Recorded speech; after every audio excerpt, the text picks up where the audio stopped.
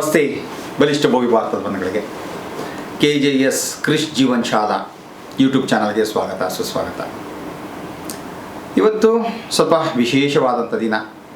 ಎರಡು ವಿಶೇಷತೆಗಳು ಏನು ಅಂತಂದರೆ, ಒಂದು ಅಕ್ಷಯ ತೃತೀಯ, ಮತ್ತೊಂದು ಕ್ರಾಂತಿಯೋಗಿ ಜ್ಞಾನಯೋಗಿ ಬಸವಣ್ಣನವರು ಹುಟ್ಟಿದಂಥ ಜಯಂತಿ.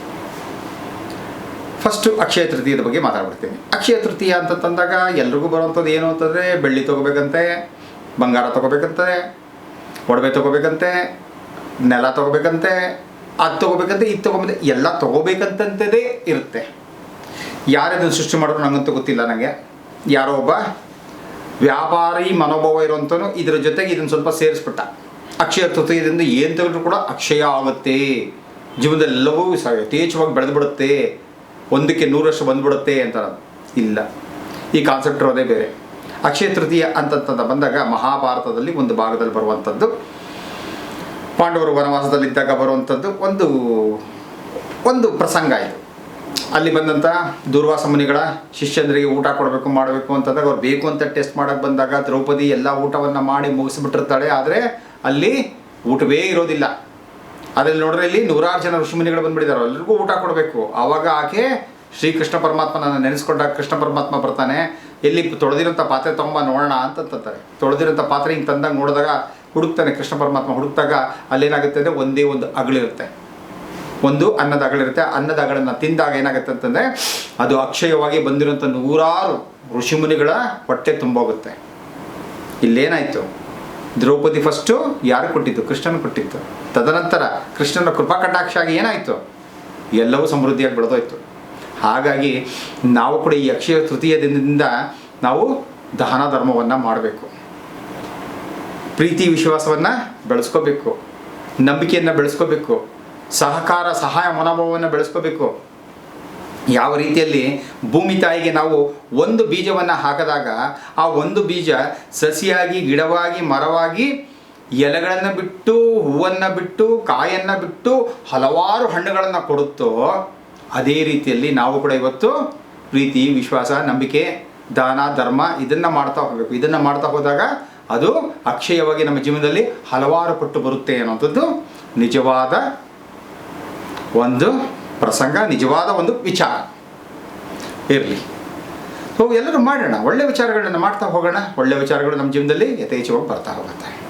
ಮತ್ತೊಂದು ಕಾಯಕವೇ ಕೈಲಾಸ ಅಂತಂತ 12ನೇ ಶತಮಾನದಲ್ಲಿ ಹೇಳಿದಂಥ ಕ್ರಾಂತಿಯೋಗಿ, ಎಲ್ಲರಲ್ಲೂ ಸಮಾನತ್ವವನ್ನು, ಜಾತಿ ಭೇದ ಮಗಳನ್ನು ಮರೆತು, ಜಾತಿ ಪಂಗಡಗಳನ್ನು ಮರೆತು ಎಲ್ಲರೂ ಒಂದೇ, ಎಲ್ಲರೂ ಮಾನವರು, ಎಲ್ರಿಗೂ ಕೂಡ ಬಾಳುವಂಥ ಹಕ್ಕಿದೆ, ಎಲ್ರಿಗೂ ಕೂಡ ಜೀವನದಲ್ಲಿ ಬೇಕಾಗಿರುವಂಥ ಸಕಲ ಸವಲತ್ತುಗಳನ್ನು, ಸಕಲ ಜ್ಞಾನವನ್ನು, ಸಕಲ ವಿದ್ಯೆಯನ್ನು ಪಡೆಯುವಂತಹ ಯೋಗ್ಯತೆ ಪ್ರತಿಯೊಬ್ಬ ಮನುಷ್ಯನಿಗೂ ಇದೆ. ಪ್ರತಿಯೊಬ್ಬ ಮನುಷ್ಯನು ಕೂಡ ಸಮಾನನು, ಸಹೋದರ ಭಾವತ್ವ, ಸಮಾನತೆಯ ಒಂದು ಹರಿಕಾರ ಅಂತ ಹೇಳಬೇಕು ಅಂತಂದರೆ ಕ್ರಾಂತಿಯೋಗಿ ಬಸವಣ್ಣವರು 12ನೇ ಶತಮಾನದಲ್ಲಿ ಹೆಚ್ಚು ಕಮ್ಮಿ ಇಲ್ಲಿ ತಗೊಂಡ್ರೆ 8 ಶತಮಾನಗಳ ಹಿಂದೆಯೇ ಇದನ್ನು ತಂದಂಥವರು ಕ್ರಾಂತಿಯೋಗಿ ಬಸವಣ್ಣನವರು. ಕಾಯಕವೇ ಕೈಲಾಸ ಅಂತ ಹೇಳ್ತಾರೆ. ಏನೇ ಬೇಕಾದ್ರೆ ಜೀವನದಲ್ಲಿ ಏನೇ ಪಡಿಬೇಕು ಅಂತಂದರೆ ಅದಕ್ಕೆ ಶ್ರಮ ವಹಿಸಲೇಬೇಕು ಅಂತ ಹೇಳ್ತಾರೆ. ಮತ್ತೊಬ್ರು ಯಾರು ಇದನ್ನು ಹೇಳ್ತಾರೆ ಅಂತಂದರೆ ಕೃಷ್ಣ ಪರಮಾತ್ಮ. ಕೃಷ್ಣ ಪರಮಾತ್ಮನ ಕೂಡ ಹೇಳ್ತಾನೆ ಅಂತಂದರೆ, ಕರ್ಮಯೋಗಿಯಾಗು ಜೀವನದಲ್ಲಿ.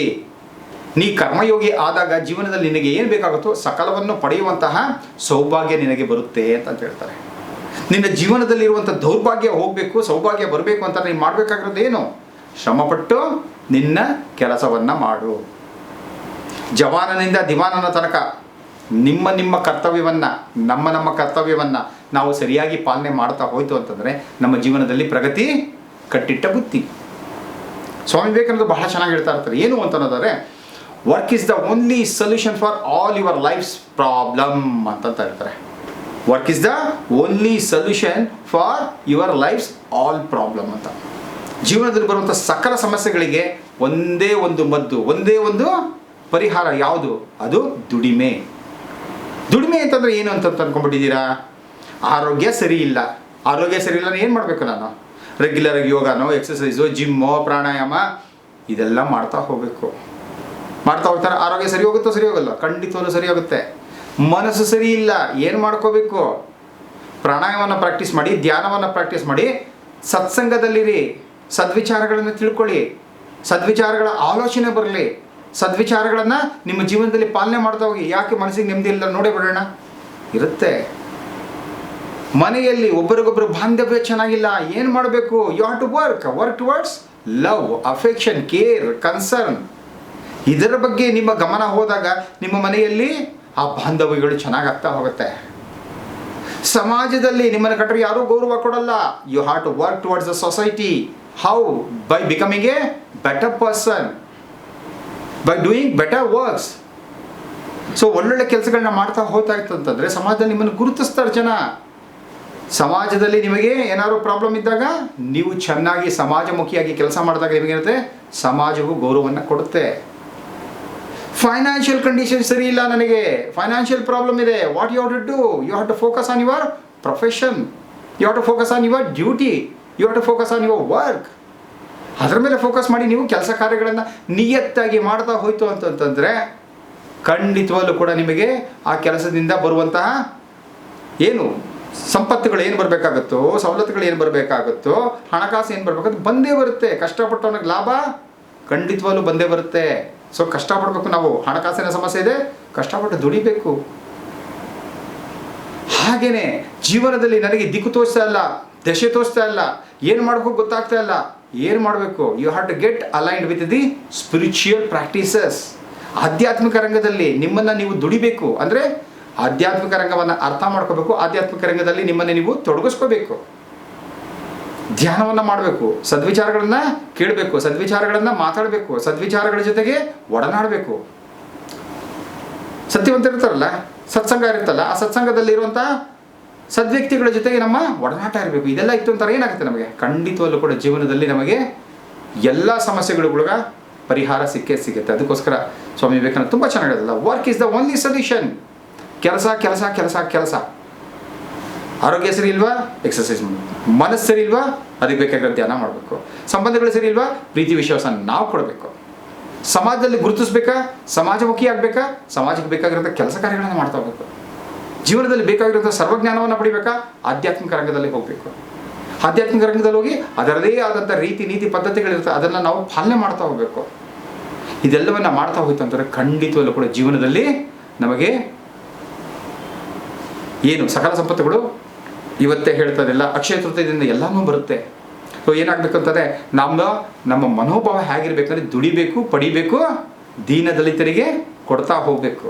ದೀನ ದಲಿತರ ನೋವನ್ನು ಕಳೆದು ಅವರ ಜೀವನದಲ್ಲಿ ನಲಿವನ್ನು ತಂದು ಆ ನಲಿವಲ್ಲಿ ನಮ್ಮ ನಲಿವನ್ನು ಕಾಣಬೇಕು. ಇದೇ ಸನ್ಮಾರ್ಗದಲ್ಲಿ ನಡೆದು ಸತ್ಸಂಗದಲ್ಲಿ ಬೆಳೆದು ಶ್ರೀಮನ್ನಾರಾಯಣ ಶ್ರೀಕೃಷ್ಣ ಪರಮಾತ್ಮ ಅಥವಾ ನೀವು ಇಷ್ಟಪಡುವಂಥ ದೇವರನ್ನು ಸೇರುವಂಥ ಉತ್ತಮ ಮಾರ್ಗ ಇದಾಗಿರುತ್ತೆ. ಸೊ ಹಾಗಾಗಿ ಕಾಯಕವೇ ಕೈಲಾಸ ಅಂತ ಹೇಳ್ತಾ ಇರ್ತೀನಿ.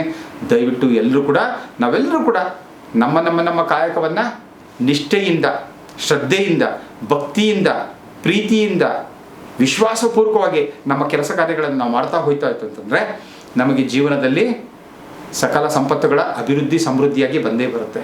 ಇದಿಷ್ಟನ್ನು ಕೂಡ ಇವತ್ತು ಬಸವಣ್ಣವರ ಕೃಪಾ ಕಟಾಕ್ಷದಿಂದ, ಲಕ್ಷ್ಮಿಯ ಕೃಪಾ ಕಟಾಕ್ಷದಿಂದ, ಪರಶುರಾಮನ ಕೃಪಾ ಕಟಾಕ್ಷದಿಂದ, ಯಾಕಂದರೆ ಅಕ್ಷಯ ತೃತೀಯದಿಂದನೇ ಪರಶುರಾಮ ಹುಟ್ಟಿದ್ದು ಅಂತ ಹೇಳ್ತಾರೆ. ಸೊ ಪರಶುರಾಮನ ಆ ಒಂದು ಕೃಪಾ ಕಟಾಕ್ಷದಿಂದ ಎಲ್ರಿಗೂ ಕೂಡ ಜೀವನದಲ್ಲಿ ಸಕಲ ಸಂಪತ್ತುಗಳು ಸಿಕ್ಕಿ ಸುಖ ಸಮೃದ್ಧಿ ಆರೋಗ್ಯ ಆಯುಷ್ಯ ಉಲ್ಲಾಸ ಉತ್ಸಾಹ ಯಥೇಚ್ಛವಾಗಿ ಬರಲಿ ಅಂತ ಕೇಳ್ಕೊಳ್ತಾ ನಮಸ್ತೆ.